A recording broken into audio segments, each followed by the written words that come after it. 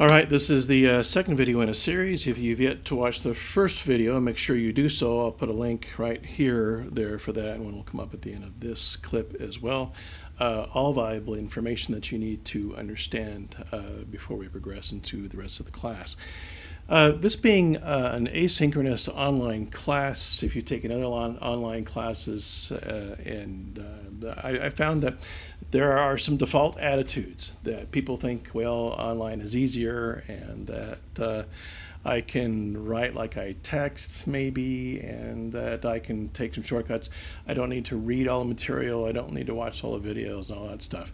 But you do, and I want to go over that with you here, particularly because I see your responses, and not you, this class, but in the past. Students will go through and not pay attention or not go through all of the stuff that I'm posting up here. Here's something I'm going to promise you. I'm not going to waste your time. I'm not interested in wasting your time. I'm not interested in wasting my time either. And you're wasting my time if you don't go through the content. And it's that simple. And I'll know because I'm going to go through and assess you, which means test in a way, okay, to see what your comprehension is and what's going on. So don't make yourself fail by not going through the content. And I'm kind of getting ahead of myself here. Let me go into this. Okay. Back in the syllabus, if you go down past the item pool and get into policies and resources, the first thing I have here is says being online. Excuse me. And I just talked about this. I found teaching online 3 attitudes many students default to. It's easier, it means shortcuts, and it means writing like a text. First off, it's not easier, okay? By taking this class online, I'm expecting you to have online access. And for some of you, that might mean that you have to go to the library there on campus, or you have to go to Starbucks, or you have to go someplace where there's a Wi-Fi signal because maybe the bandwidth that you have in your dorm isn't broad enough to handle all the students who are also uploading. My wife and I are both working from home, and she has an enormous amount of data that she uploads and downloads all day long. In fact, we're getting in a second internet channel in here just to broaden our bandwidth and do what we need to do. That said, my expectation is you have access to what's going on. If you don't, let me know, okay? Email me. Let me know what the hardship might be, and let me brainstorm with you or go through and find out what needs to be done to get you the access that you need in order to be successful with this class. I just don't want to set you up to fail there, okay?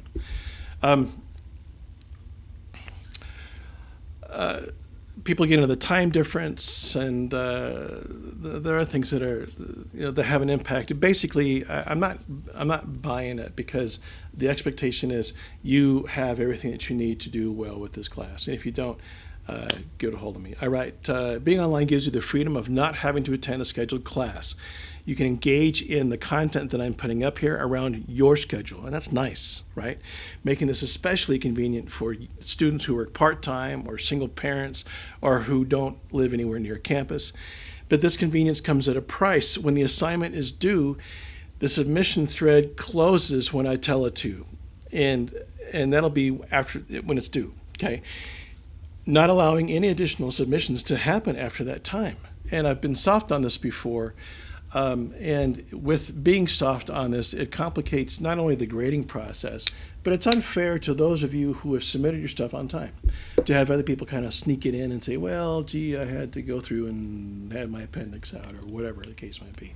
Not that I'm not understanding. Life happens. I get that. But I'm going to close things down after the due date. And if you're not in there and you don't have some kind of life-altering excuse as a result of that, you'll miss out on the assignment. And I hate to be that hard on it. I have to be. I'm teaching 6 courses for the high school that I teach at online, and then 2 courses here. There's an enormous amount of content. I have a couple of friends working in California who are teachers, and they're dealing with Zoom bumping out, okay? It just totally fails. And then now PG&E is going through and doing rolling blackouts, right? So right in the middle of their class, they'll lose power, and all our students lose power. It's nuts. And I understand that those things are going to happen. I get it, okay? And especially now where everybody is going through and exploiting as much bandwidth as we possibly can to get information back and forth. Still, the expectation is there. So if you have a technical catastrophe, let me know. I'll understand. I get it, right? But I'm also pretty wary when people come up with excuses as to why they weren't able to submit their stuff on time. Okay. Let's see, blah, blah. This requires self-discipline, the ability to not binge watch Game of Thrones. So you can tell when I wrote this, when there's an assignment due. I'm expecting to develop some online routines in Canvas. And I've talked about this before, maybe in a previous video that I'm hoping you've watched, but I'll go through this one more time. The routine's going to be Monday, Wednesday, and Friday. I'll have new content posted for you. It might be first thing in the morning, it might be at noon, it might be in the afternoon. It depends on how my day is going. Typically, I will work the day before, so Sunday, Tuesday, and Thursday, to get content up for you for that week. Okay, if something happens where I'm not able to do that, you'll just have to wait until I get it up. There are a couple things coming up.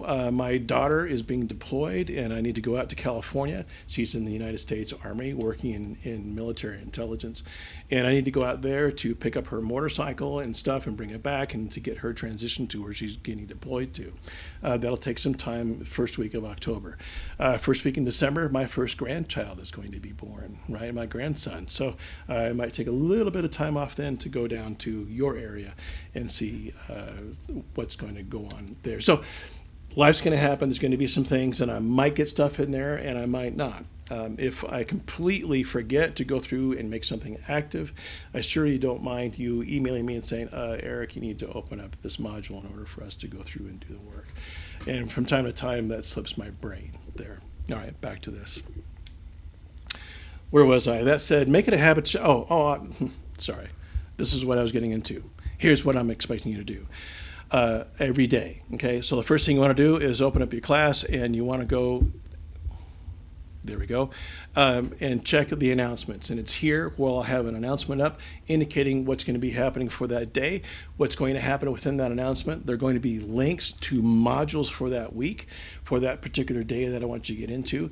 I might have a discussion for you to get into, and there might be some assignments involved all here within the announcements. And what I do is I link everything within the announcement itself. So you read the announcement, you click on the link, it'll take you right out to what it is that we're talking about for that day. Okay. Sorry. I have this thing that I'm dealing with, but I'll tell you about it later, maybe. We'll see. Okay, back to the syllabus then there. That's the protocol. That's what I want you to understand, the routine that I'm hoping that you will get into. And I've talked about that here. So make sure that you check the announcements at the beginning of Monday, Wednesday, and Friday to make sure that you're up to speed there. And speaking of modules, don't skip the material. I'm just going to read what I read here. I know there's a corner-cutting approach to online work, just to cut through the assignments and wing it. I've done that, right?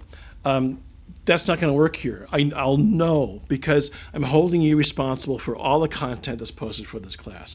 And I use that word responsible for a reason. And this gets into my educational philosophy. I'm not responsible for you learning this stuff. You are. I'm responsible to make it learnable. Right?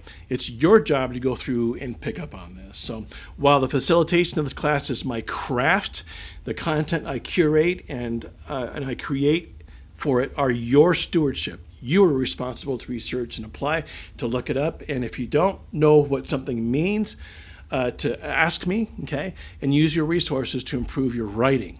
My expectations exceed your simple regurgitation of theory and concepts. I don't care if you can parrot back to me what it is that I've been saying, okay? I want you to apply it. I want you to synthesize it. I want you to practice it, and that's going to drive the assignments that we have here. So dive in. I promised I'm not going to waste your time. The last thing on here really is don't write like you text. I used to teach social media. I was a media communications professor there at Dixie State, and I hate it. I hate what it's done to us on so many different levels, not the least of which is it has interrupted our ability to write well. So as you write for this class, I'm expecting your best writing. Don't text me. Don't write me as you would text or anything along that line. I'm looking for actual punctuation and grammar. And if I'm reading your content and it is without that, I'm not going to read any further. You're wasting my time. and I'll send it back to you and say, rewrite this and put it out there. And that sounds kind of bougie of me to say. I was trying to work that word bougie into one of these videos as it goes. And I don't mean that from a condescending, oh, I'm too good to go through and read your kind of writing. That's not it at all. You have to be able to write well. It's a fundamental skill that you got to have. Just because the rest of the planet, okay, has dumbed themselves down to acronyms that don't mean anything and lack of punctuation and capitalization, they've lost the craft of writing. Doesn't mean it's not important anymore. It is. It will be as you go through and raise your own kids, as you go through and interact within your careers, as you try to make a difference. What it is that you're doing, don't lose your craft of writing, and that's one thing I'll be sticking to here. Not to be bougie. It's not for me. It's for you. You need to write well. Most of you are communication majors, and writing has to be your craft. It's what you're going to be doing there as it goes. And I think that, at the risk of a run-on sentence, I think that's about it here. Oh, there's some things here. Let's see. Submit all your work in the assignment thread. You can write it anywhere you want to, but copy and paste it into the assignment thread. Okay.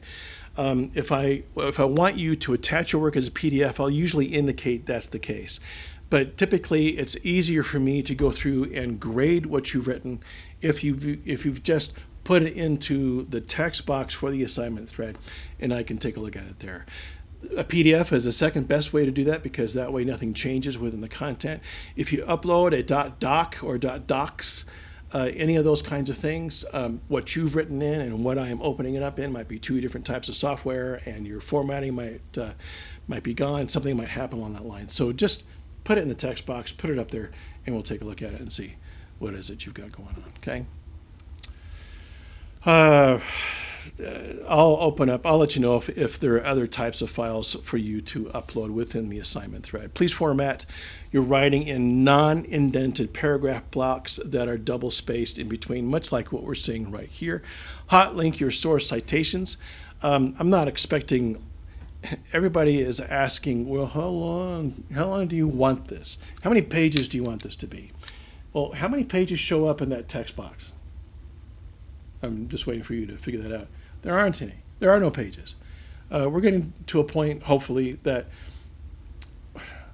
we're getting away from word count and we're getting into word meaningfulness, if I can phrase it that way, to where our best writing goes through within a single sentence that can go through and sum up and critically analyze what it is that we're talking about, more so than 7 pages can. Okay, so you're not interested in writing 800 words.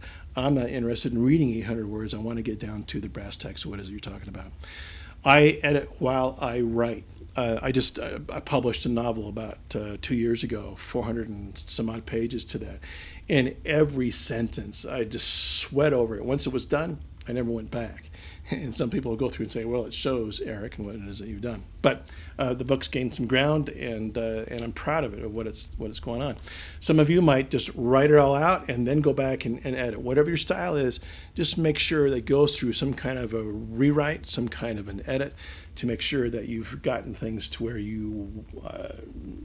where they express and arrive at the shared meaning between you and the page. And hopefully that will end up between the page and me, not the page, but the interface, all this stuff. You understand what I'm saying? You right? Are you getting it? I hope so. Okay, what else was there? I think that was it. Going dark. If you disappear, I'll make 3 attempts to get a hold of you. After the 3rd attempt, I'm going to assume that you've checked out, you've gone someplace better than having to deal with me in this class, okay? If there's something that comes up, I'm not completely unreasonable, okay? But I'm expecting you to be in attendance unless you tell me otherwise. I don't take attendance. I don't have any points to give towards attendance. Again, it goes back to that whole responsibility thing. I'm expecting you to take charge, to have that stewardship over the content that you're going to be learning in class, because it is the most important thing that you can do. And while there might be other professors who will tell you, my class is the most important class you can take, I know that this is the let's try that again. I know that this is the most important class that you can take. I know that because I've had thousands of students come back to me and tell me that after they have gotten engaged or gotten married or had a child or got a job or whatever, it comes back.